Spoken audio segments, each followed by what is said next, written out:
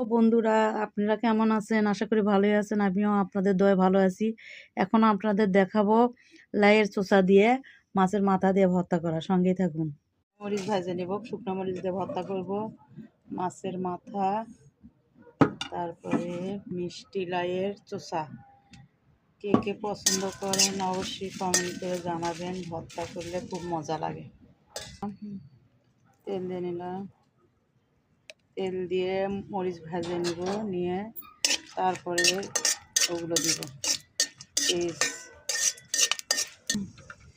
এই তো লাইয়ের চোখা, মিষ্টি লাইয়ের চোখা।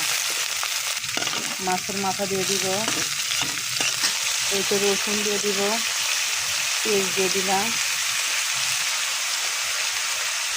হলুদ দিয়ে দিলাম, তো তারপরে লবণ দিয়ে দিব, দিয়ে এখন আমি ভেজে নিব। দেখতে থাকুন, সেটা ঢেকে দিব। এর ভিতরে পানি দিব না, তেল দিয়েই ভেজে সিদ্ধ করে নিব।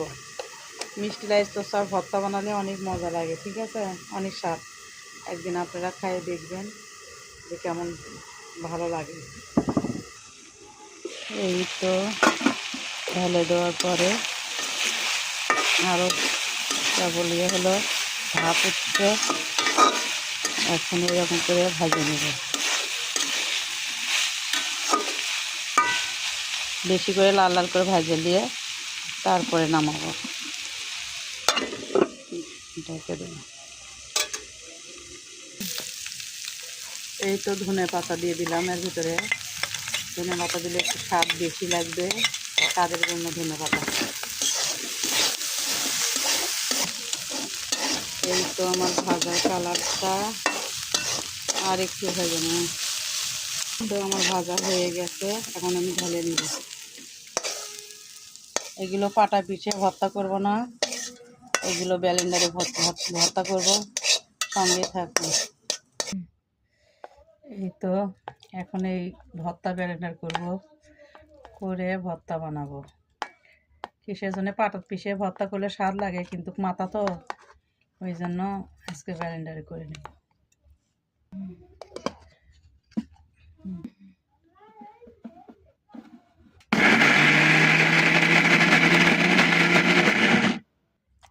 এই তো ভর্তা হয়ে গেছে, ভর্তাগুলো ঢেলে দিচ্ছি ব্লেন্ডার থেকে। এই তো আমার ভর্তা হয়ে গেছে। কেমন হয়েছে অবশ্যই কমেন্ট করে জানাবেন, আর সাপোর্ট করবেন। ভালো থাকবেন। আসসালামু আলাইকুম, খোদা হাফেজ।